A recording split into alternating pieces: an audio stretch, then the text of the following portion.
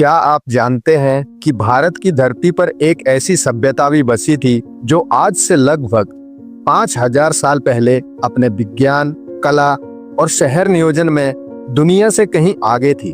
जी हाँ, हम बात कर रहे हैं सिंधु घाटी सभ्यता की, जिसे हम हड़प्पा सभ्यता के नाम से भी जानते हैं।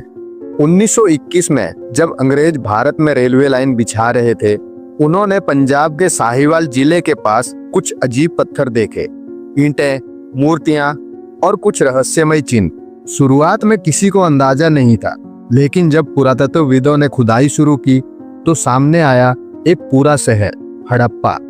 और फिर 1 साल बाद मोहनजोदड़ो की खोज हुई। यह सिर्फ 2 शहर नहीं थे, बल्कि एक समृद्ध सभ्यता के जीवंत प्रमाण थे। सिंधु घाटी सभ्यता सिर्फ हड़प्पा और मोहनजोदड़ो तक सीमित नहीं थी। इसका विस्तार वर्तमान पाकिस्तान, हरियाणा, पंजाब, राजस्थान और गुजरात तक फैला हुआ था। कालीबंगा, लोथल, राखीगढ़ी, धोलावीरा, ये सभी प्राचीन नगर इस महान सभ्यता के केंद्र थे। अब जरा सोचिए, 5000 साल पहले ऐसे शहर जिनमें पक्की ईंटों से बने मकान, साफ सुथरी सड़कों का जाल और सबसे खास नालियों की सुव्यवस्थित व्यवस्था। मोहनजोदड़ो का महान स्नानागार इसकी इंजीनियरिंग का अद्भुत उदाहरण है। लोगों के पास व्यक्तिगत स्नानघर थे और पानी की निकासी की बेहतरीन व्यवस्था थी। हड़प्पा के लोग व्यापार में भी माहिर थे।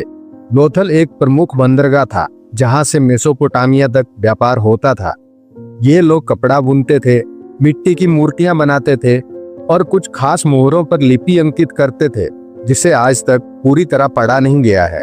धार्मिक दृष्टि से हड़प्पावासी प्रकृति की पूजा करते थे। पीपल वृक्ष, नर नारी की मूर्तियां और एक योग मुद्रा में बैठे व्यक्ति की मूर्ति, जिसे कई विज्ञान प्रोटोशिव मानते हैं, मातृ देवी की मूर्तियां और पशुपालन के संकेत भी इनकी धार्मिकता को दर्शाते हैं। लेकिन फिर अचानक ये सभ्यता लुप्त हो गई। कोई युद्ध नहीं, कोई बड़ा जलजला नहीं। तो फिर क्या हुआ? कुछ इतिहासकारों का मानना है कि सरस्वती नदी का सूख जाना या जलवायु परिवर्तन और बाढ़ इसके कारण हो सकते हैं। कुछ लोग कहते हैं कि आर्यों के आगमन के बाद यह सभ्यता विलीन हो गई। आज भी यह एक रहस्य बना हुआ है। हड़प्पा सभ्यता सिर्फ ईंट पत्थरों की कहानी नहीं है, बल्कि ये भारत के गौरवशाली अतीत की गवाह है। एक ऐसा इतिहास जिसने हमें शहर नियोजन, स्वच्छता और संगठन का पहला पाठ पढ़ाया। तो अगली बार जब आप इतिहास पढ़ें तो सिर्फ राजाओं की लड़ाई नहीं, बल्कि हड़प्पा की शांत लेकिन समृद्ध सभ्यता को जरूर याद करें।